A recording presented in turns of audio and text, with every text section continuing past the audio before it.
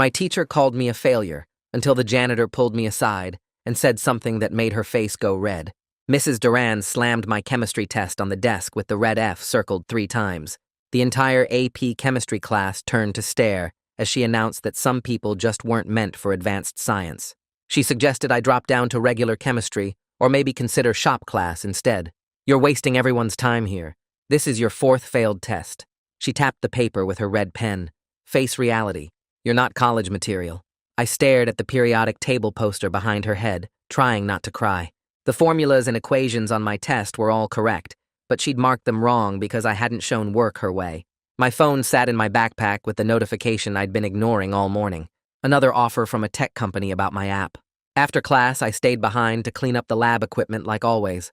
It was my punishment for failing, but I actually liked the quiet time to think. Mr. Castillo, the janitor, came in with his cart and started mopping around the lab tables. He'd been watching me work for weeks now. Why do you stay after every day? Detention? He asked while squeezing out his mop.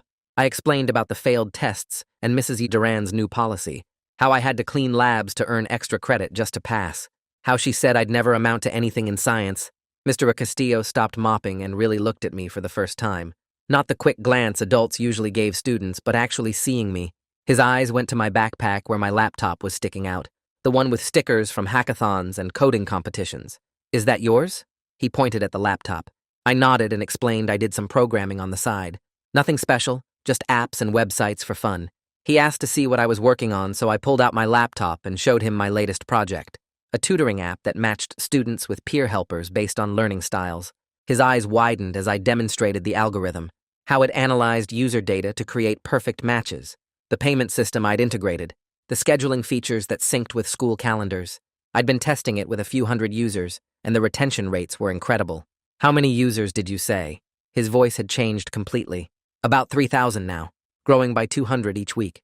I minimized the dashboard before he could see the revenue numbers, but Mr. Castillo was faster than he looked. He'd already spotted the monthly recurring revenue at the bottom of the screen. His mop handle clattered to the floor.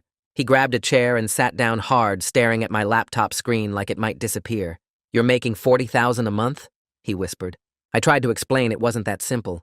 Server costs and payment processing fees ate up a chunk. Marketing expenses were growing. I'd hired 2 freelance developers to help with updates. But yeah, the profit margins were still pretty solid for a side project. Side project? He laughed, but not in a mean way. Kid, I worked in Silicon Valley for 10 years before my wife got sick. Before I had to move here for her treatment, I know what I'm looking at. He asked more questions about my user acquisition strategy and churn rates, used terms I'd only heard on startup podcasts. This wasn't some janitor making small talk. This was someone who understood exactly what I'd built and what it could become. Mrs. Duran walked back in carrying her coffee and froze in the doorway. She saw Mr. Castillo at my laptop and immediately started yelling about unauthorized computer use, about how I was probably cheating on assignments, about how this proved I didn't belong in advanced classes. Ma'am, do you know what your student built? Mr. Castillo stood up slowly. I don't care what games he plays on that computer.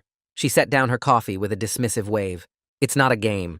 It's a functioning edtech platform with 3,000 paying users generating $500,000 in annual recurring revenue. His voice was perfectly calm. I've seen Stanford MBAs pitch worse ideas for millions in funding. Mrs. Duran's face went through several expressions. Confusion first, then disbelief, then something like fear as she processed what those numbers meant. A 17-year-old she'd been failing was quietly out-earning her salary by multiples. That's not possible, but her voice wavered. I opened my striped dashboard and turned the laptop toward her. The numbers were right there. Daily transactions, monthly growth charts, user testimonials from students saying the app had saved their grades. Everything she said I couldn't do while I was actually doing it. You could be making millions if you scale this properly. Mr. Castillo looked at me seriously. Have you talked to any investors? Mrs. Duran's face went white. Actually white like all the blood had drained away. She looked between us several times before grabbing her coffee and walking out without another word. We could hear her heels clicking faster and faster down the hallway. Mr. Castillo pulled out his phone and started scrolling through contacts. Said he still knew some people from his startup days, people who'd want to see what I'd built. One thing, though, he looked at me seriously. Don't drop this class. Let her fail you if she wants. We're gonna bring her hell. Mr. Castillo pulled his phone from his pocket and started typing with his thumbs moving fast across the screen. He explained while he typed that his old colleague Vikram had invested in 3 different education technology companies that all went on to successful exits. Vikram would definitely want to see what I'd built, because this was exactly the kind of thing he looked for. I watched Mr. Castillo's fingers move and felt my hands still shaking a little from the confrontation with Mrs. Duran, but something else was building underneath the nerves. Maybe I didn't have to just accept being treated like I was stupid. Maybe there was another way to handle this. Mr. Castillo hit send and looked up at me with this serious expression. He said Vikram would probably want to do a call this week, and I should be ready to show real numbers, not just talk about how the app helped students. I nodded and grabbed my backpack off the lab table. The empty lab felt different now, like something had shifted in the last 20 minutes that I couldn't quite name yet. That night, I sat at my desk in my bedroom, staring at the laptop screen showing my email inbox. The latest acquisition offer sat there with the subject line that said, "Acquisition Interest," followed by the company name. I opened it and saw they were offering $850,000 for my app, with the full terms attached in a PDF. The number should have excited me, but I couldn't focus on it. My brain kept replaying Mrs. Duran's face when she saw my revenue dashboard. That mix of shock and fear when she realized a 17-year-old she'd been failing was quietly making more money than her by a lot. She knew exactly what those numbers meant for her authority in that classroom. I scrolled down through the acquisition offer reading about transition periods and earn-out clauses, but none of it stuck in my head. Something about Mr. Castillo's plan felt more important than taking a quick payout and walking away. I moved my mouse to close the email without responding and went to bed still thinking about that look on her face. The next morning, I walked through the hallway before first period and noticed people staring at me more than usual. Groups of students would look over and then turn back to whisper to each other. I caught pieces of conversations as I passed, talking about Mrs. Duran and the chemistry lab and something about yesterday afternoon. Apparently someone had seen her leave the lab looking really upset, and now rumors were spreading through school. Some people thought I'd threatened her. Others were saying I got caught with something illegal on my laptop. My friend group found me at my locker and immediately started asking what happened. I just shook my head and said it was a misunderstanding about extra credit work. They kept pushing for details, but I wasn't ready to explain the whole situation yet. How do you tell people that your teacher saw you're making $40,000 a month and completely lost it? I grabbed my books and headed to first period, while more students stared and whispered. During lunch, I skipped the cafeteria completely and headed back to the chemistry lab for my daily cleaning duty. Mrs. Duran had a different lunch period, so the lab was empty and quiet. I found the familiar routine of organizing beakers and wiping down lab stations oddly calming after the morning of stares and whispers. My hands moved through the motions of sorting equipment by size and checking that all the gas valves were properly closed. This punishment that was supposed to humiliate me had actually become my favorite part of the day. The quiet space let me think without all the chaos of the cafeteria. I mentally planned out some app updates I wanted to push next week and ran through my business numbers in my head. Server costs were stable. User growth was steady. The 2 freelance developers I'd hired were handling the bug fixes. Everything was running smoothly despite the mess at the school. Mr. Castillo found me in the lab about halfway through lunch period and said Vikram could do a video call tomorrow evening if I was available. He warned me while leaning against one of the lab tables that Vikram would ask really tough questions about user acquisition costs and churn rate and competitive advantages. I needed to prepare actual data, not just feel-good stories about helping students. Vikram would want to see the real metrics that showed whether this was a sustainable business or just a lucky streak. I told Mr. Castillo I could do tomorrow evening, and he nodded. I spent my free period that afternoon in the library pulling together a rough metrics deck on my laptop. I created slides showing monthly user growth trends and average revenue per user and retention curves. This felt way more intense than the casual pitch meetings I'd done before with the companies that wanted to buy my app. Those had been friendly conversations. This sounded like Vikram was going to pick apart every assumption I'd made. In AP Chemistry that afternoon, Mrs. Duran avoided making eye contact with me the entire class. I sat in my usual seat in the 3rd row, and she looked everywhere else when she talked. Even when I raised my hand to answer a question about balancing equations, she called on someone else. She announced near the end of class that we'd have a quiz on Friday covering equilibrium equations. Several students groaned because her quizzes were known for being tricky with partial credit only awarded if you showed your work exactly her way. I took detailed notes on everything she wrote on the board, knowing I'd need to prove I understood the material using her specific format.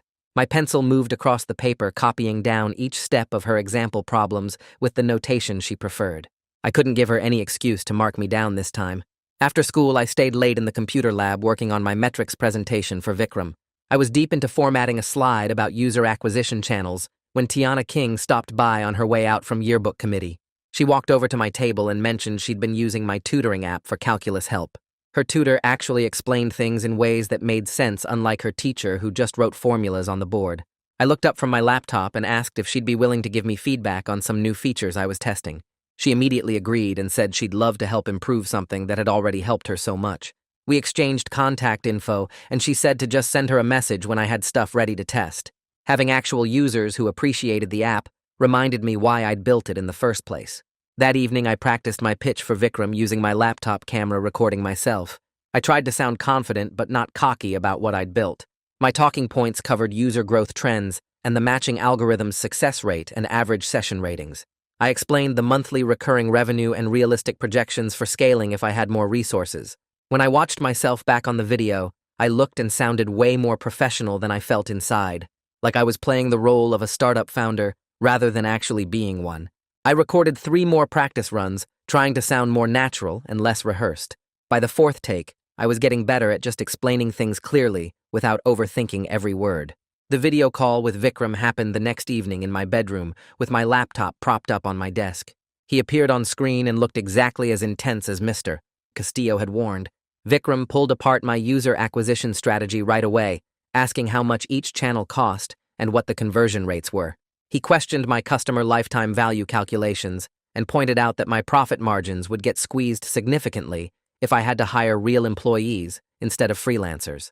Every time I answered one question, he had 3 more ready. He wanted to know about competitive threats and why students wouldn't just use free alternatives.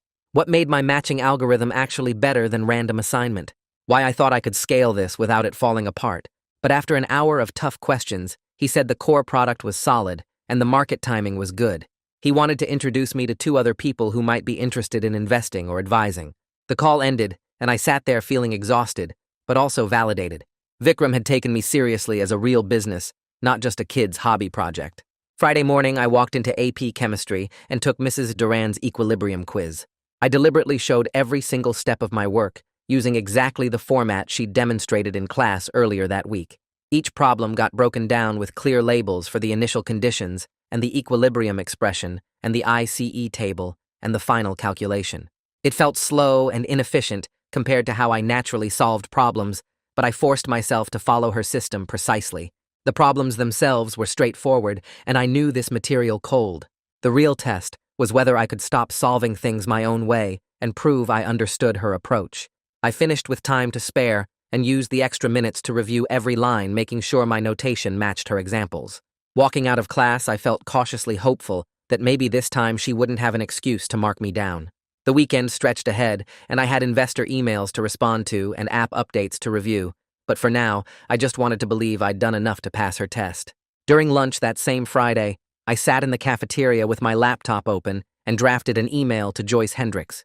I kept my tone professional and focused on specific examples rather than just complaining about unfair treatment. I attached scans of 3 previous chemistry tests where my answers arrived at correct solutions, but got marked wrong because I used different methods than Mrs. Duran demonstrated in class. Each attachment had my work circled in red, with her comments about improper format or missing steps, even though the final answers matched the textbook solutions exactly. I explained that I believed the grading was inconsistent and based on methodology preferences rather than actual understanding of the material. Before hitting send, I added Mr. Castillo to the CC line as a witness to our previous conversation about my app and the confrontation with Mrs. Duran. My finger hovered over the send button for a solid minute while I reread everything twice, checking for any hint of disrespect or accusation that could backfire. Finally, I clicked send and closed my laptop, feeling my heart beat faster. 2 hours later, during my free period, I checked my email and found a response from Joyce already waiting. She asked me to come to her office Monday after school and said she was requesting that Mrs. Duran also attend to discuss the grading concerns. The email was professionally neutral, but the speed of her response and the fact she was bringing Mrs. Duran in made it clear she was taking this seriously. I forwarded the email to Mr. Castillo with a quick thanks for supporting me. That evening, while I was working on app updates, my phone buzzed with a text from him saying he was proud of me for using the proper channels instead of just complaining to friends or giving up. He offered to attend the Monday meeting as a faculty advocate if I wanted someone there besides just me and Mrs. Duran and Joyce. Saturday morning, I started building a comparison document that showed my work side by side with the textbook approach for each disputed problem. I pulled out all my old chemistry tests and carefully photographed each page, then organized them in a shared document with annotations explaining my reasoning. For each problem, I wrote out both my solution method and the standard textbook method, showing how they arrived at the same answer through different paths. The work took most of the day because I wanted everything crystal clear and impossible to argue with. Sunday evening, I met Mr. Castillo at a coffee shop near school, and we practiced how I would present my case without sounding defensive or like I was attacking Mrs. Duran personally. He coached me to frame everything as requesting clearer rubrics and acceptance of multiple valid solution methods rather than demanding my grades be changed or saying she was wrong to fail me. He pointed out that administrators care more about policy improvements that help all students than about individual grade disputes. We role-played the meeting with him asking tough questions about why I thought my methods were acceptable and whether I had tried to follow her format before complaining. By the end, I felt more confident about staying calm and professional, even if Mrs. Duran got defensive or Joyce asked hard questions. Sunday night around 11, I opened my email to find a message from Vikram asking for detailed financial breakdowns of my app business. He wanted server costs broken out by provider and usage tier, payment processing fees calculated as both flat amounts and percentages, developer expenses itemized by project with hourly rates, customer acquisition costs separated by channel, showing how much I spent on each marketing method and how many users came from each source. The level of detail he requested made me realize how informal my bookkeeping had been up to this point. I tracked revenue obsessively because seeing the numbers grow was exciting, but my expenses were scattered across 3 different credit cards and 2 bank accounts with no organized system. I opened a spreadsheet and started pulling transaction histories from every account, trying to categorize each expense properly. Server costs were easy because I had monthly bills from the same providers. Developer payments were mostly straightforward because I used the same freelance platform. But marketing expenses were a mess of small transactions for Facebook ads and Google ads and Instagram promotions that I had to dig through individually. By 1 in the morning, I had a rough P&L statement that showed my actual profit margins were thinner than I thought once I accounted for everything properly. The $40,000 in monthly revenue looked impressive, but after subtracting $12,000 for servers, and $8,000 for developers, and $6,000 for marketing, and another $3,000 for payment processing fees, and random other costs, I was actually netting closer to $11,000 per month. Still good money for a high school side project, but not the massive success the gross revenue number suggested. I sent the spreadsheet to Vikram at 2 in the morning, then collapsed into bed. Monday morning, my alarm went off at 6, and I felt like I had been hit by a truck. 3 hours of sleep after a weekend of stress and preparation left me barely functional. During first period English, I kept nodding off while my teacher discussed symbolism in some novel we were reading. She stopped mid-sentence and asked if I was feeling okay. I mumbled something about staying up late working on a project, and she gave me a concerned look, but moved on. Sitting there fighting to keep my eyes open, I realized I was trying to do too many things at once, and something had to give. Running a growing business that generated real revenue and fighting academic battles with teachers and maintaining good grades in all my other classes was not sustainable.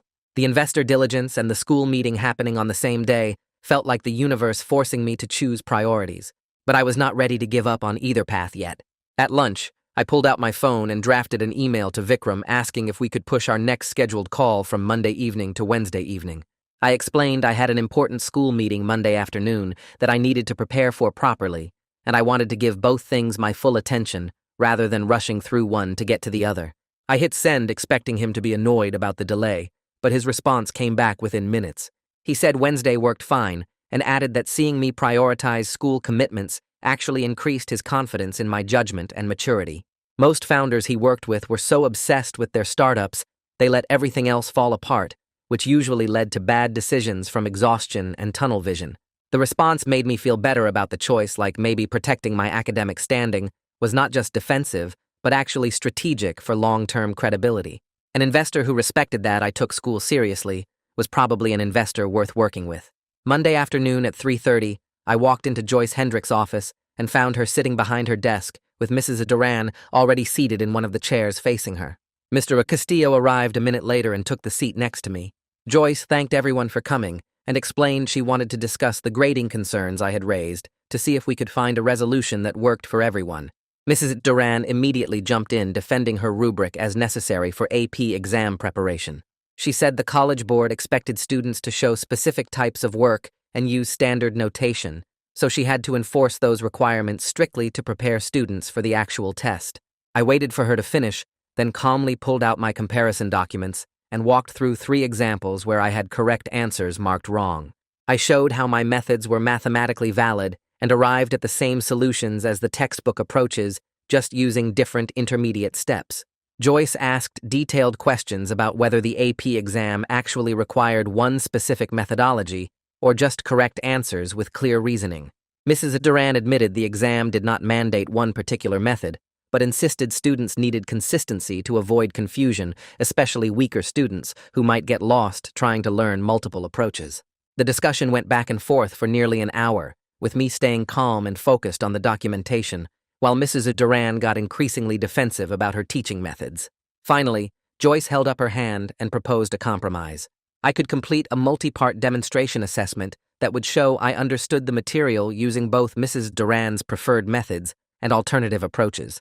If I could prove genuine understanding through multiple formats, then my grade should reflect that competency rather than just methodology compliance. The compromise meant 3 separate assessments over the next 2 weeks. First, an oral explanation, where I would walk through my problem-solving process out loud, answering questions about my reasoning. Second, a timed written test using Mrs. Duran's exact format with every step labeled and notated exactly as she demonstrated in class. Third, a lab practical, where I would demonstrate applied understanding by actually conducting experiments and analyzing results in real time. If I passed all 3 components, Joyce would recalculate my grade to reflect actual competency rather than format compliance.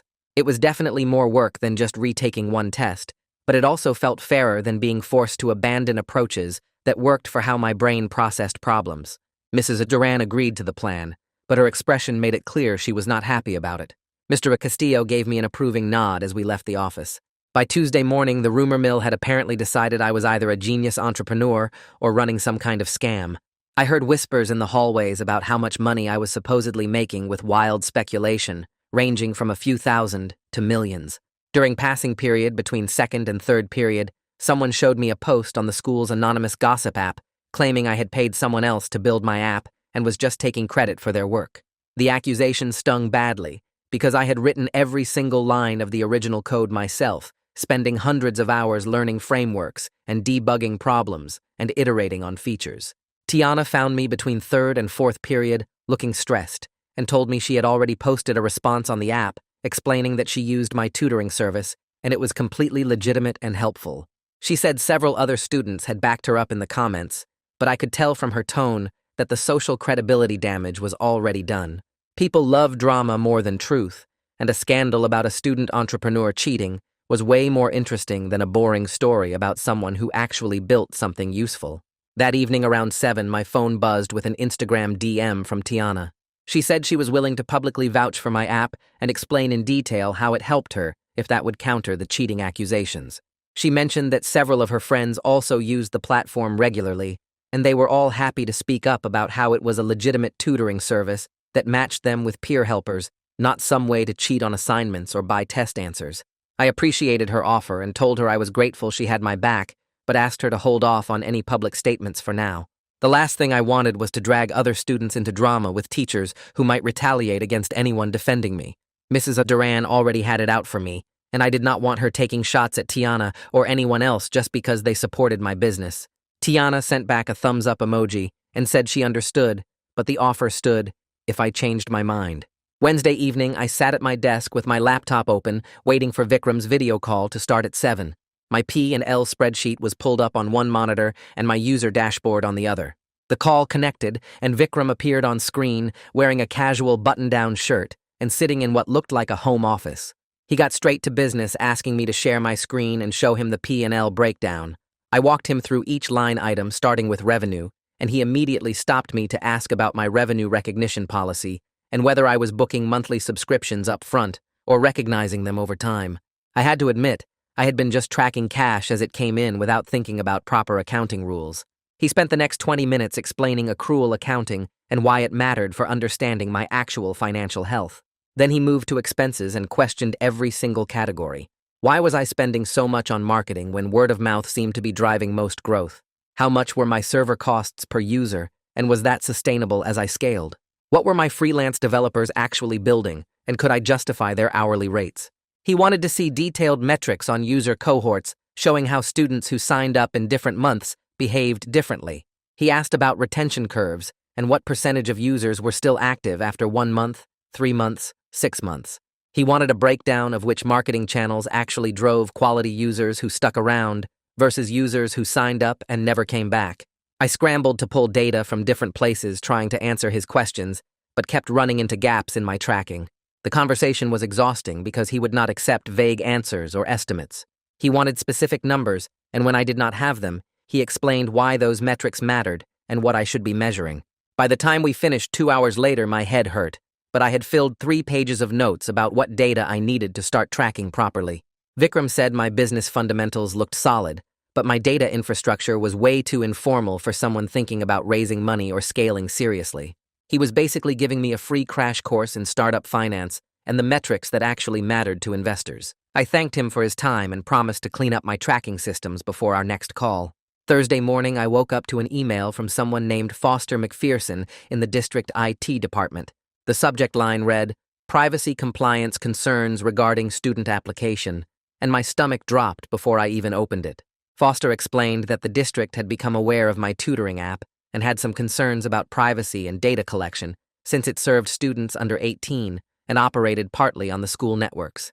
He cited something called FERPA, which apparently regulated educational records, and COPPA, which had rules about collecting data from minors. He said the district needed to review my privacy practices and compliance measures before deciding whether to continue allowing access to my site on the school networks. He requested a meeting next week to discuss the specific requirements I would need to meet. The email was professional and not threatening, but the implications sent me into a panic. Losing school network access would kill a huge chunk of my user base overnight. Students accessed my app during study halls and free periods when they needed help with homework. If the district blocked my site, it would also signal to students and parents that the app was somehow dangerous or inappropriate, even if that was not true. I spent my first period class barely paying attention while mentally calculating how many users I would lose if schools blocked access. The number was probably close to 40% based on my traffic patterns. That would cut my revenue by $15,000 a month minimum. I emailed Foster back during lunch, saying I was available to meet whenever worked for him, and asked if he could share more details about what specific compliance requirements I needed to address. He responded an hour later with a meeting time for next Wednesday and attached a PDF about FERPA and COPPA regulations that was 30 pages long. I spent my free period that afternoon trying to read through the legal document, but most of it was written in complicated language I could barely understand. That night around 11, I was working on some app updates when my phone started buzzing with support tickets. Users were reporting error messages when they tried to log in. I pulled up my monitoring dashboard and saw my server response times had spiked to several seconds. Within minutes, the app went completely down, showing a connection timeout error. My heart started racing as I checked my server logs and realized traffic had jumped way higher than normal. Some viral post somewhere must have driven a huge spike of new users trying to sign up all at once. My current server setup could not handle the load, and everything had crashed. I spent the next 2 hours troubleshooting and trying to get things stable again. First, I had to restart the application servers, which took forever because they were completely frozen. Then I had to scale up my database capacity, because that was the main bottleneck. I upgraded to a bigger server instance and added more memory, which cost extra, but was necessary to handle the traffic. By 1 in the morning, I finally got everything running smoothly again, and traffic was flowing normally. I sent out an apology on my status page explaining there had been a brief outage due to unexpected traffic, but everything was fixed now. Then I sat back and looked at the costs. The server upgrades had added another $400 to my monthly expenses. The incident was a harsh reminder that my technical setup could not be an afterthought anymore. I needed proper monitoring that would alert me before things crashed and automatic scaling that would add capacity when traffic spiked instead of just falling over. I also needed better load testing to understand my breaking points before users found them for me. A longer outage would have damaged my reputation with users who depended on the app for homework help. I made notes about infrastructure improvements I needed to make, then stumbled to bed. I woke up at 3 in the morning, still sitting at my desk with keyboard marks pressed into my face. Friday after school, I headed to the chemistry lab for my usual cleanup duty and found Mr. Castillo already there organizing supplies. He said he wanted to help me prepare for Monday's oral assessment by playing the role of a tough examiner. We spent the next hour going through equilibrium problems from my textbook. He would read a problem, and I would start solving it out loud, explaining each step. Then he would interrupt with pointed questions about why I chose that particular approach and how I would explain my reasoning to someone who learned the material differently. At first, I got defensive, trying to prove my method was better, but he kept pushing back, asking me to consider the perspective of a student who found my shortcuts confusing. He made me walk through the same problems using the standard textbook format, showing all the intermediate steps I normally skipped. It felt slow and tedious, but I started to see how someone without my intuition might need those extra steps to follow the logic. His coaching helped me realize the oral assessment was not about defending my preferred method as superior.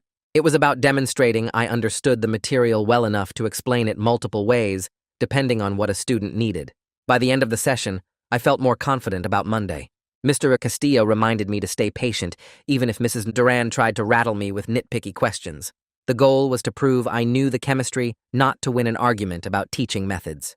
The following Monday in AP Chemistry, Mrs. Duran assigned lab partners for an experiment about reaction rates. After we finished, she made a big show of pointing out that some students had left their stations messy. She walked around inspecting each area and stopping at my table even though I had cleaned everything properly. Then she announced loudly that I would stay after to clean up not just my station, but also the stations of several other students who had actually made the messes. She added a comment about how students who question authority need to prove their commitment to the class through extra effort. Everyone turned to stare at me and a few people smirked. I felt my face getting hot, but bit my tongue and just nodded. After class ended, I started gathering dirty beakers and wiping down the other lab tables while my classmates filed out. The work was not hard, but the public humiliation stung. Mrs. Duran sat at her desk, grading papers and occasionally glancing up to make sure I was working. About 20 minutes into the cleanup, Mr. Castillo walked past the open classroom door with his cleaning cart. He paused and looked in, seeing me scrubbing lab tables while Mrs. Duran watched. His expression shifted to something like disapproval, and he shook his head slightly before continuing down the hallway. The small gesture of solidarity made me feel less alone, even though he did not say anything. Tuesday afternoon, I showed up to Mrs. Duran's classroom after school for the first part of my demonstration assessment. Joyce Hendricks was already there, sitting in a student desk near the back with a notepad. Mrs. Duran had prepared 5 equilibrium problems written on the whiteboard, ranging from simple to complex. She told me to work through each one out loud, explaining my reasoning step by step and showing how I could solve them using both the standard textbook approach and alternative methods that achieved the same result. I started with the first problem, which involved calculating equilibrium concentrations from initial conditions and an equilibrium constant. I walked through the standard ICE table method, labeling initial concentrations, changes, and equilibrium values. Then I showed how you could also set up the same problem using a system of equations if you understood the underlying algebra. Mrs. Duran interrupted, asking why I had written the equilibrium expression a certain way and whether my notation was standard. I explained my notation matched the textbook, but I could write it differently if that was clearer. She asked several more questions about terminology and whether I was using proper significant figures. I stayed patient and answered everything carefully. Joyce took notes and occasionally asked her own clarifying questions about how I had learned these alternative approaches and whether I understood when each method was most useful.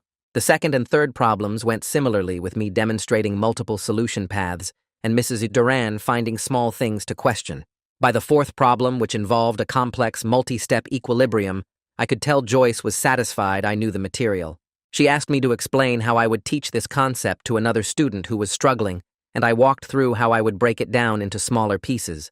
The fifth problem was the hardest, involving temperature effects on equilibrium, and I had to really think through my explanation. But I managed to show both the thermodynamic approach using Le Chatelier's principle and the mathematical approach using the Van't Hoff equation. By the end of the hour session, I felt like I had proven my understanding, even if Mrs. Duran would not admit it. Joyce thanked me for my time and said she would review her notes with the administration. Wednesday afternoon, I met Foster McPherson in the district office downtown. His office was small and cluttered with computer equipment and binders of policy documents. Foster turned out to be surprisingly reasonable, and not at all the bureaucrat I had worried about. He explained that because my app served students under 18, and operated partly on the school networks, the district had a responsibility to make sure it met privacy regulations. He walked me through FERPA, which protected student educational records, and COPPA, which required parental consent for collecting personal information from anyone under 13. Since my app had users as young as 14, I needed to get explicit parental consent before collecting any data. I also needed a clear privacy policy explaining what information I collected, how I used it, and who had access to it. Foster said I should consider an external security audit to verify my data protection practices met industry standards. The requirements were not impossible, but they would take serious time and possibly money to implement properly. Requested Reds is on Spotify now. Check out link in the description or comments.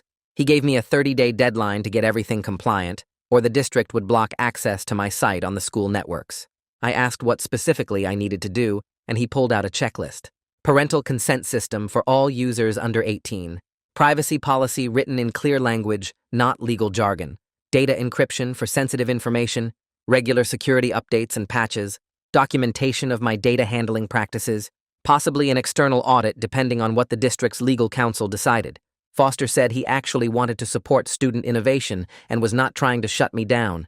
He just needed to make sure I was protecting student privacy properly. I thanked him for being reasonable and promised to start working on compliance immediately. Walking out of the district office, I felt overwhelmed by everything I needed to do, but also relieved that Foster seemed willing to work with me instead of just blocking my app. Thursday evening, I met Vikram in person for the first time at a coffee shop downtown near the business district. He was younger than I expected, maybe late 30s, with dark hair and wearing jeans and a plain t-shirt under a casual jacket. He carried a beat-up laptop covered in startup stickers and ordered a black coffee before we sat down at a corner table. For the next 2 hours, he grilled me about my long-term vision for the app. Did I want to build a real company, or was this just a side project until college? What were the biggest competitive threats, and how would I defend against them? What would happen if one of the big education technology companies launched a similar feature? He asked tough questions about user retention and whether students would stick with my app once they graduated or moved to different schools. His hardest question came about an hour in, when he asked what would happen to my users if I sold to one of the companies that had made acquisition offers.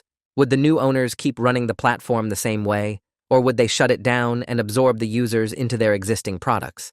Had I thought about the responsibility I had to students who depended on my app for homework help?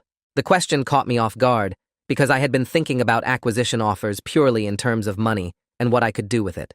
I had not really considered what would happen to the 3,000 students using my service every week. Vikram said that was exactly the kind of thinking that separated entrepreneurs who built lasting companies from people who just wanted a quick exit. He told me about a founder he had invested in years ago who turned down a big acquisition offer because he felt responsible to his users and wanted to keep building something that actually helped people. That company eventually became worth way more than the initial offer, and the founder never regretted his decision. By the end of our conversation, I realized I had not thought nearly enough about the ethical implications of my decisions. Vikram said he was interested in investing, but wanted to see me develop a clearer vision for what I was building beyond just growing revenue numbers. Friday evening, Tiana texted, asking if I wanted to meet at the library to discuss the compliance requirements Foster had given me. She said she had invited a few other students who used my app regularly, so we could get their input on the parental consent system I needed to build. I showed up around 6 and found Tiana at a study table with 3 other students I recognized from the school. She introduced them and explained they were all active users who had agreed to give me honest feedback. I pulled up my laptop and showed them the mock-up I had started designing for a parental consent flow. Parents would get an email explaining what data the app collected and asking them to approve their student's account. The students immediately pointed out problems with my design. One girl said her parents barely checked email and would probably never see the consent request. Another student said his parents did not speak English well and would be confused by the technical language in my draft policy. A third student said the whole process seemed annoying and would probably make some kids just not use the app rather than deal with getting their parents involved. I asked how they would make it better, and they started brainstorming ideas. Make the consent process work on phones, since parents were more likely to see and respond to a text message than an email.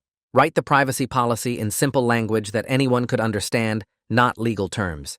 Maybe offer an in-person consent option at the school for parents who wanted to ask questions. They gave me brutally honest feedback about how the requirements would affect real users, but also acknowledged the privacy protection made sense. One student pointed out that her parents would actually feel better about her using the app if they knew it had been reviewed for safety. By the end of the hour, I had pages of notes about how to make compliance less painful for users. Tiana walked out with me afterward and said she was impressed I was taking the feedback seriously instead of just building what was easiest for me. The following Monday, during passing period between second and third period, Mrs. Duran stopped me in the hallway outside her classroom. She said I needed to report to the AP biology lab after school to clean up after their dissection lab as additional punishment for attitude problems. I started to ask what attitude problems she meant, but she cut me off saying she did not have time to argue about it. Several students in the hallway had stopped to listen, and I felt my face getting hot with embarrassment. Before I could respond, Mr. Castillo appeared from around the corner pushing his cleaning cart. He had clearly overheard the conversation. He stopped next to us and spoke politely but firmly. He pointed out that assigning cross-departmental punitive labor was not covered under school policy and could be considered retaliation given my ongoing grade remediation process. Mrs. Duran's expression shifted from smug to uncertain. She said she was just trying to teach me about responsibility and following instructions. Mr. Castillo said that was fine, but it needed to happen within her own classroom and subject area, not by assigning me to clean up after other teachers' labs. He suggested if she had concerns about my attitude, she should document them properly and discuss them with administration, rather than creating unofficial punishments. Mrs. Duran looked between us for a moment, then said she would think about it, and walked back into her classroom. But before she left, she shot me a look that made it clear she was not done finding ways to make my life difficult. The hallway had gone quiet with students watching the whole exchange. Mr. Castillo gave me a small nod and continued pushing his cart down the hall like nothing had happened. I stood there for a moment feeling grateful, but also worried about what Mrs. Duran would try next. Tuesday afternoon, I got an email from someone named Rachel Chen, who ran a local education blog. She said she heard through the grapevine about a high school student running a successful tutoring platform and wanted to interview me about student entrepreneurship. I stared at the email for a few minutes trying to figure out who had been talking about me. The attention felt good in a way, but also made my stomach tight with worry. I had no idea if publicity would help my situation or make everything worse with Mrs. Duran and the school. I forwarded the email to Vikram with a quick message asking what he thought. His response came back within an hour, saying I should hold off on any press until after the compliance issues were completely resolved and my academic situation was stable. He said media attention could complicate things with the district and with Mrs. Duran if she felt like I was trying to embarrass her publicly. I wrote back to Rachel saying I appreciated the interest but needed to focus on the school right now. Wednesday morning, Joyce Hendricks stopped me in the hallway before first period. She told me she had arranged for another AP chemistry teacher to observe Mrs. Duran's class as part of a routine peer review process. Her face stayed completely neutral when she said it, but the timing was obvious. I felt this weird mix of feelings. Part of me was glad someone was finally checking on how Mrs. Duran taught and graded, but another part felt guilty because I never meant to get her in trouble with administration. I just wanted fair treatment for myself. The situation kept getting bigger and more complicated than I intended. I thanked Joyce and headed to class, trying not to think about how Mrs. Duran would react when she found out about the observation. Over the weekend, I finally finished implementing the new parental consent flow on my app. I pushed the update live Saturday morning and then sat at my desk watching the analytics dashboard. My conversion rate started dropping almost immediately. Users who would have signed up before were now hitting the parental consent requirement and bouncing. By Sunday evening, the numbers showed a 30% drop in new signups. I did the math in my head and realized I was losing roughly $12,000 in monthly recurring revenue by doing the right thing. Watching those revenue numbers decline in real time felt physically painful. My chest got tight, and I kept refreshing the dashboard, hoping the trend would reverse. But Foster's deadline was firm, and the alternative was losing school network access entirely, which would kill way more than 30% of my business. I closed my laptop and tried to focus on the long-term play instead of panicking about short-term losses. Monday morning, I opened my email and found a message from a company called EduTech Solutions offering $1.2 million to acquire my app outright. The number was way higher than the previous offers I had gotten. For a few minutes, I just stared at it, thinking about how that much money would solve every problem I currently had. No more compliance stress, no more server costs, no more late nights fixing bugs. I could focus entirely on the school and college applications, but I forwarded it to Vikram before responding because I had learned not to make big decisions without advice. He called me that evening while I was doing homework. He said I definitely should not sell right now. The offer was too low given my revenue trajectory and growth rate, If I could solve the compliance issues, I would have much better options in 6 months. He also mentioned the possibility of raising a small angel round instead, which would give me capital to hire help without giving up control of the company. The call made me feel better about not taking the easy money. Tuesday afternoon, I showed up to Mrs. Duran's classroom after school for the second part of my assessment, the timed written test using her exact format. Joyce Hendricks was there again with her notebook ready to observe. Mrs. Duran handed me the test packet and set a timer for 45 minutes. I forced myself to show every single redundant step, even when it felt unnecessary. I labeled everything precisely the way she had demonstrated in class. I double-checked that my notation matched her examples from the board. The problems themselves were straightforward equilibrium equations that I could solve in my sleep. I finished with 20 minutes left on the timer, but I used the extra time to review my work obsessively. I went through each problem 3 times, checking for any excuse she might use to mark me down. When the timer went off, I handed in my test and walked out, feeling confident I had followed her system perfectly, even if it felt inefficient and wasteful. Wednesday after school, Joyce Hendricks called me back to her office. She proposed an additional component to my grade remediation. She wanted me to go back through my previous failed tests and annotate my work to show the connection between my methods and the standard textbook approaches. She explained this would demonstrate retroactive understanding and provide documentation for changing my grades from F to passing marks. It meant more work on top of everything else I was juggling, but it was also a clear path to actually fixing my GPA. I agreed to complete the annotations within 2 weeks.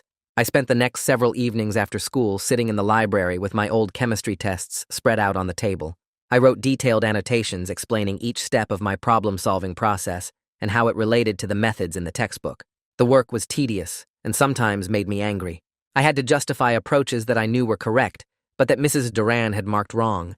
I had to explain why my shortcuts worked and show that I understood the longer standard methods too.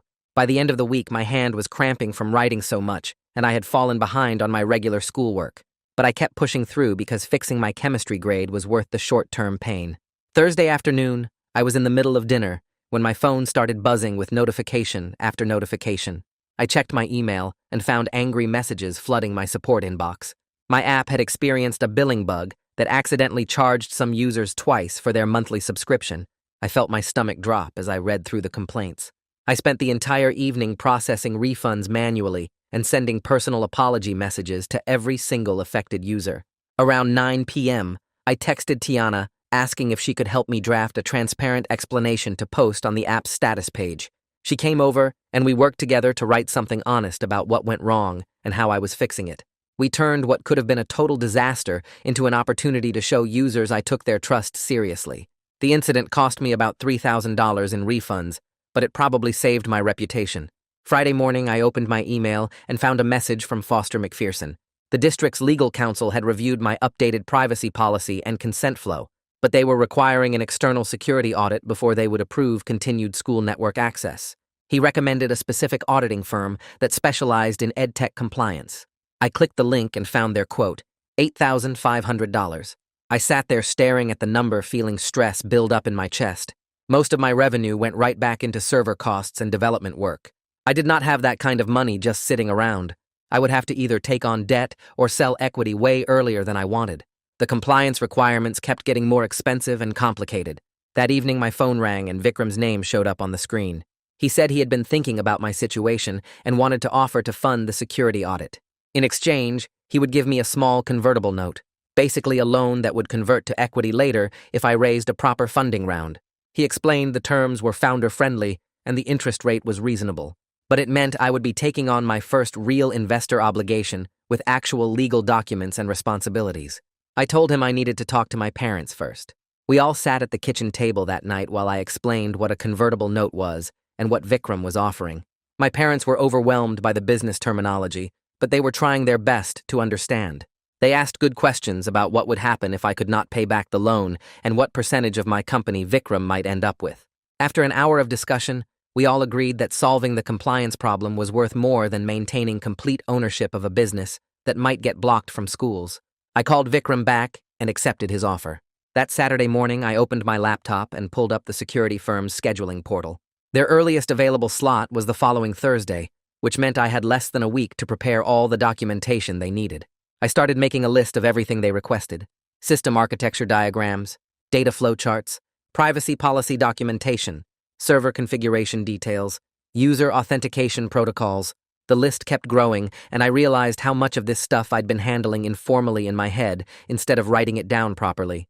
I spent 6 hours that day just documenting how my database was structured and what information I collected from users. Every table, every field, every relationship between different pieces of data. My parents brought me lunch at my desk because I forgot to eat.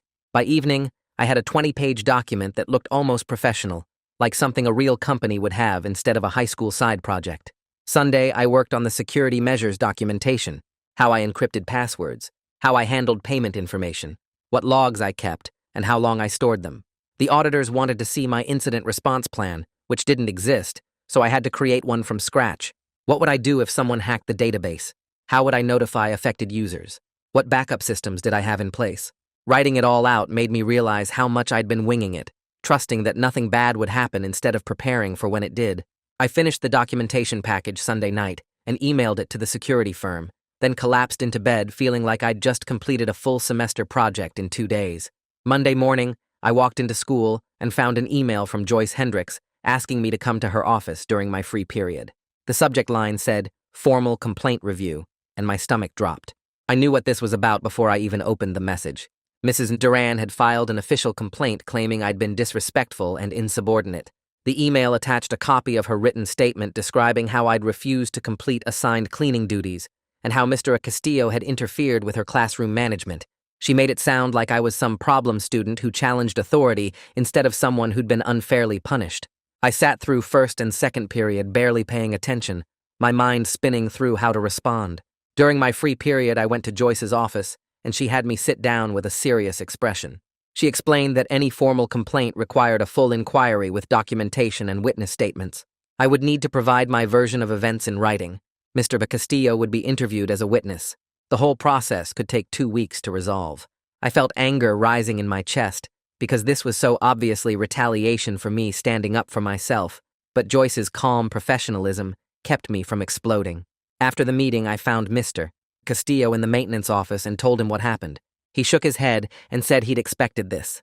He reminded me that I'd been documenting everything properly while Mrs. Duran had been acting on emotion, and that would matter when Joyce reviewed all the evidence. He told me to stay calm and let the process work, not to give Mrs. Duran any real ammunition by actually being disrespectful now. I wrote my statement during lunch, carefully describing each incident and attaching the dates and details I'd been keeping in my phone notes. Tuesday, I sat in the cafeteria picking at my food and seriously considered just dropping AP chemistry entirely. The stress was becoming too much. Between running the app, dealing with compliance issues, fighting for fair grades, and now defending myself against formal complaints, something had to give. Maybe it made more sense to take regular chemistry instead and free up mental energy for everything else.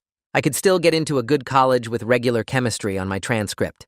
I pulled up the course change form on my phone and started filling it out. Mr. Castillo found me in the chemistry lab after lunch where I'd gone to think.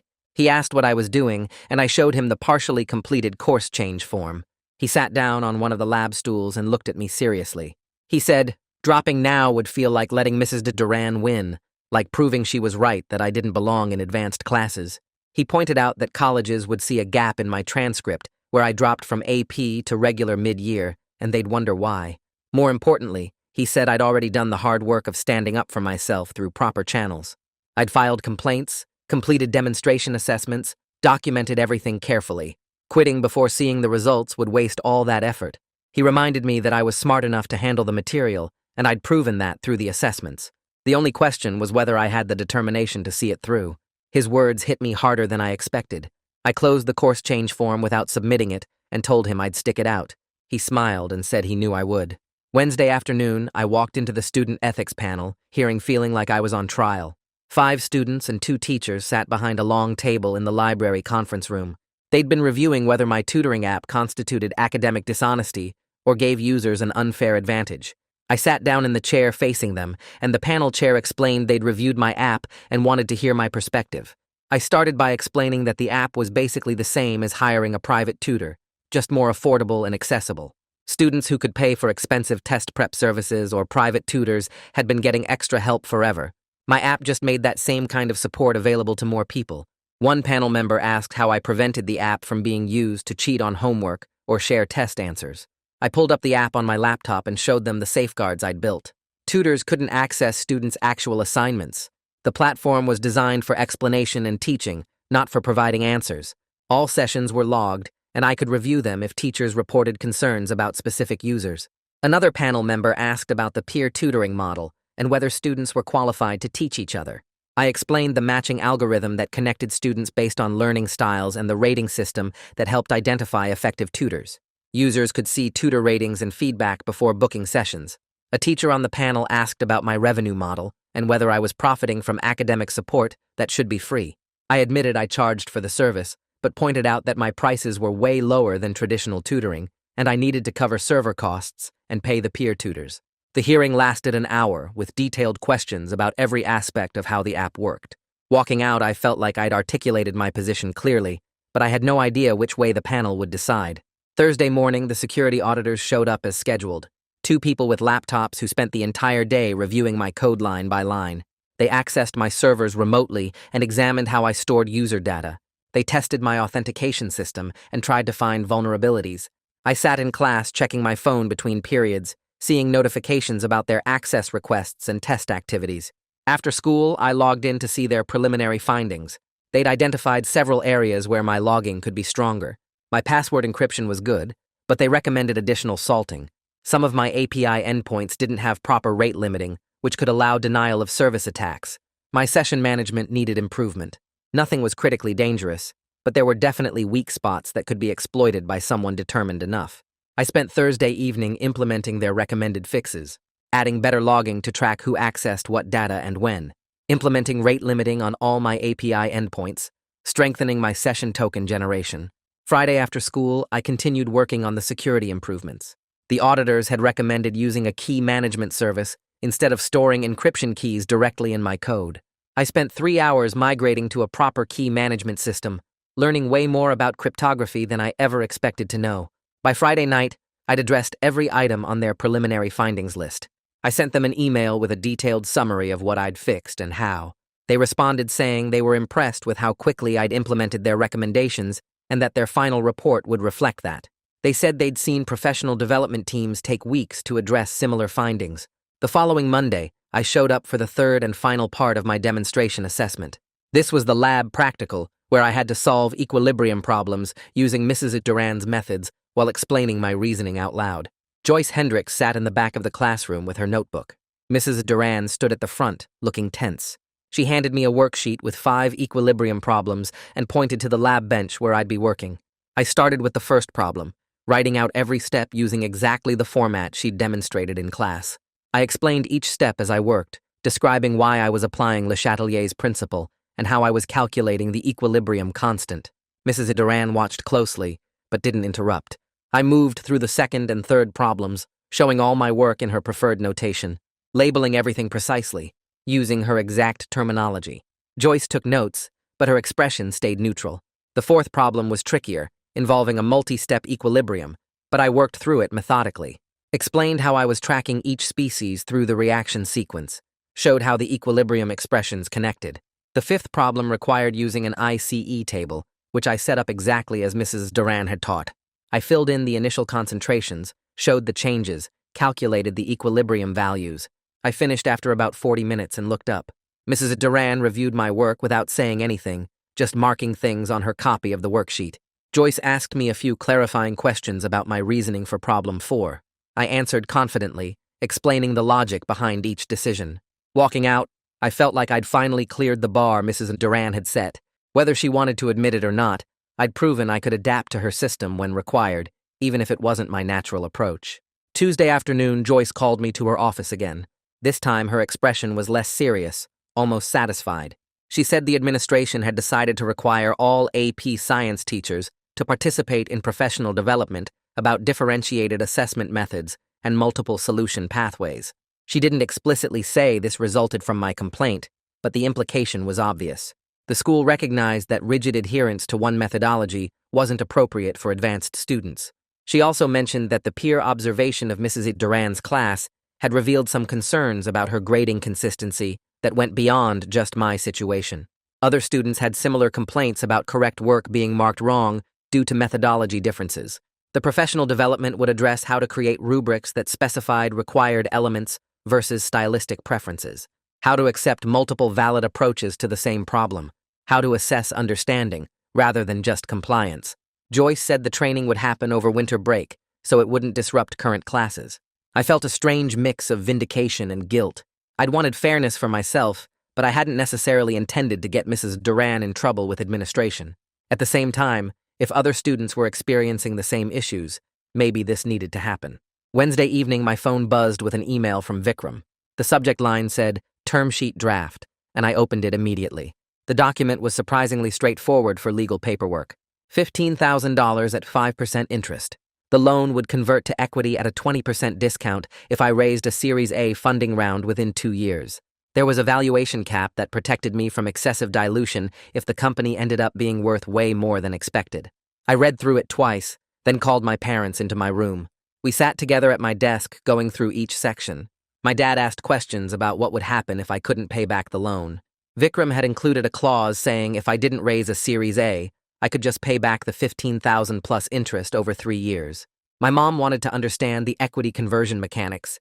I explained that basically, if I raised serious investor money later, Vikram would get to convert his loan into ownership shares at a discount, rewarding him for taking the early risk. We discussed it for an hour, my parents clearly overwhelmed by the business terminology, but trying their best to understand. By the end, they agreed the terms seemed fair, given my current situation.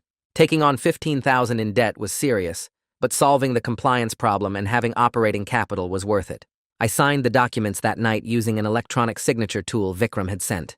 Seeing my name on official investment paperwork felt surreal. This wasn't just a side project anymore. This was real financial responsibility with legal obligations. Thursday morning, I woke up to an email from Foster McPherson. The subject line made my heart race. Security audit results and network access approval. I opened it immediately. The security audit had passed with only minor recommendations, all of which I'd already addressed. The district's legal counsel had reviewed the updated privacy policy and consent flow. They were approving continued school network access for my app. The relief was so intense, I actually felt dizzy. I'd been genuinely worried about losing a huge chunk of my user base and the credibility hit that would come with being blocked from schools. I immediately logged into my app's admin panel and updated the status page. I wrote a message thanking users for their patience during the compliance review and explaining the new privacy protections we'd implemented. Then I texted Tiana, asking if she could help me draft a more detailed explanation for users. She came over after school, and we worked together on the message. She suggested framing it as a positive upgrade, rather than just compliance requirements. We emphasized how the security improvements made everyone's data safer, how the parental consent process gave families more control, how the external audit verified that the app met professional standards. We posted the update Thursday evening and immediately got positive responses from users who appreciated the transparency. Friday afternoon, Joyce called me to her office one more time. I walked in nervous about what new issue had come up, but her expression was different this time, almost pleased. She said my grade remediation had been approved based on my demonstration assessments and annotated test work. My chemistry grade would be changed from F to C+, with the possibility of raising it to B- if I maintained strong performance on upcoming assignments. It wasn't the A I probably deserved originally, but it was passing, and it reflected actual understanding rather than methodology compliance. Joyce explained that the grade change would be processed through the system over the weekend and would appear on my transcript by Monday. She also mentioned that Mrs. Duran's formal complaint had been dismissed after reviewing all the documentation and witness statements. The inquiry had found that my behavior was appropriate and that Mr. Castillo's intervention was justified. I felt a complex mix of relief and satisfaction and residual frustration. Relief that my grade was fixed and I wouldn't fail the class. Satisfaction that the system had ultimately worked, even though it took way too much effort. But also frustration that I'd had to fight so hard for basic fairness, that I'd spent weeks documenting and appealing and defending myself just to get credit for work I'd done correctly in the first place. Walking out of Joyce's office, I felt exhausted but also proud. I'd stood up for myself through proper channels, and it had actually worked. The following Monday, Joyce called me to her office for what she described as a restorative meeting with Mrs. Duran and Mr. Castillo. I walked in to find them already sitting at the small conference table, Mrs. Duran staring at her hands while Mr. Castillo gave me an encouraging nod. Joyce started by explaining we were here to discuss what happened and find a path forward. not to assign blame or punish anyone. The atmosphere felt thick and uncomfortable, like nobody wanted to be there.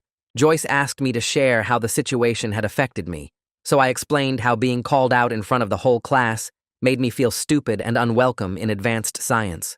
How getting failed repeatedly on correct work made me doubt my abilities, even though I knew the material. How the public suggestions to drop down to regular classes or shop made other students think I was failing because I couldn't handle AP-level work. Mr. Castillo spoke next about how he'd watched me working in the lab and recognized genuine understanding that wasn't being acknowledged. He talked about how punitive approaches push talented students away from STEM fields entirely, especially when they learn differently than the standard path. Mrs. Duran sat quietly through most of this, occasionally defending her intentions by saying she was trying to prepare students for college rigor and AP exam expectations. But she didn't really defend her execution or the way she'd treated me specifically. During a pause in the conversation, Mrs. Duran started talking about the pressure she faced from administration regarding AP exam pass rates. She mentioned dealing with multiple cheating scandals in previous years where students had shared answers or used unauthorized resources, which made her overly strict about showing work to prove individual understanding. She admitted she'd started seeing any different approach as a potential shortcut rather than genuine problem solving. Her voice got quieter as she explained how her frustration with past students who actually did cheat had affected how she treated me, even though I wasn't cheating. The explanation didn't make what she did okay, but it helped me understand she wasn't just being cruel for no reason. She was dealing with her own professional stress and responding badly to it. Joyce guided the conversation toward solutions, asking what would help us move forward productively. We spent another 30 minutes working through specifics until we reached an agreement. Mrs. Duran would accept multiple solution methods in her class as long as students could explain their reasoning clearly, and she'd work with the other AP science teachers to develop clearer rubrics that spelled out what was actually required versus what was just her preference. I agreed to show my work more completely going forward and to talk to her directly if I felt grading was unfair before taking it to administration. It wasn't perfect, and the relationship still felt strained, but it seemed like real progress toward something functional. Tuesday afternoon, I was sitting in the library working on app updates when my phone buzzed with a notification about the Education Blogger's article. She'd published a piece about student entrepreneurship and the challenges of running a business while in high school, keeping me anonymous, but covering the compliance issues and the tension between innovation and school rules. The article asked whether schools should support or restrict student business ventures, presenting both perspectives fairly. I read through it twice, feeling relieved she hadn't turned it into some dramatic exposé about my specific situation with Mrs. Duran. By evening, the article had generated some discussion in local education circles based on the comments section, but nothing close to the media circus I'd worried about. Several teachers actually stopped me in the hallway over the next few days to say they'd read it and found it thought-provoking. Wednesday evening, I sat at my desk finalizing the paperwork for Vikram's convertible note, reading through the terms one more time before signing electronically. The next morning, I checked my business bank account and saw the $15,000 had transferred overnight. I immediately logged into my accounting software and paid the security auditing firm their full invoice of $8,500. Then I set aside $3,000 for the next quarter's server costs and allocated $2,000 for hiring part-time customer support help to handle the growing volume of user questions. Having real investor capital felt different from just collecting revenue from users. There was an added weight of responsibility to use the money wisely and show actual results that justified Vikram's confidence in me. I created a detailed budget spreadsheet breaking down every category of spending and shared it with Vikram during our weekly video check in that evening. Thursday after school, I met Tiana in the library, along with 2 other students who used my app regularly. We sat at a corner table, and I explained my idea for formalizing a student advisory board that could provide ongoing feedback about features and help shape the product direction. Tiana immediately volunteered to coordinate the group and said she could recruit other users from different grade levels and subject areas to make sure we heard diverse perspectives. One of the other students suggested we create a private Discord server where board members could discuss issues and vote on feature priorities. The conversation energized me in a way that looking at revenue dashboards never did.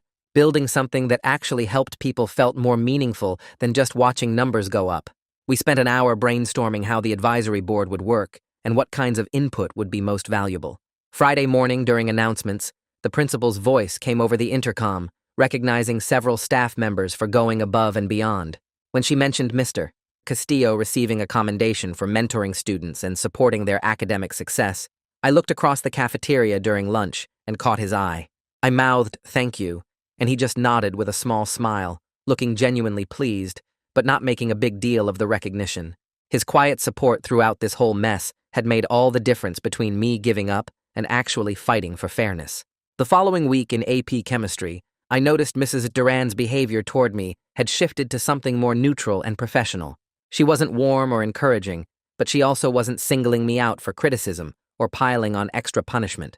When I raised my hand to ask a question about equilibrium constants, she answered it directly and clearly, without any sarcasm or dismissive comments. When I turned in my lab report, she graded it based on the actual content and scientific reasoning, rather than looking for methodology excuses to mark me down.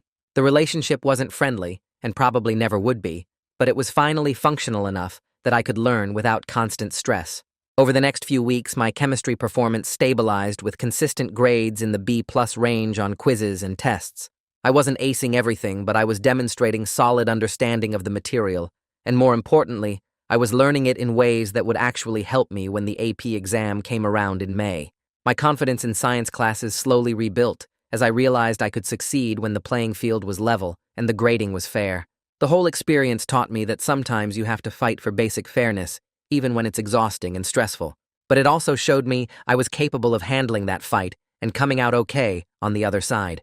By mid-November, Foster sent a final clearance email confirming my app met all district compliance requirements and would continue to have school network access with quarterly monitoring reviews going forward.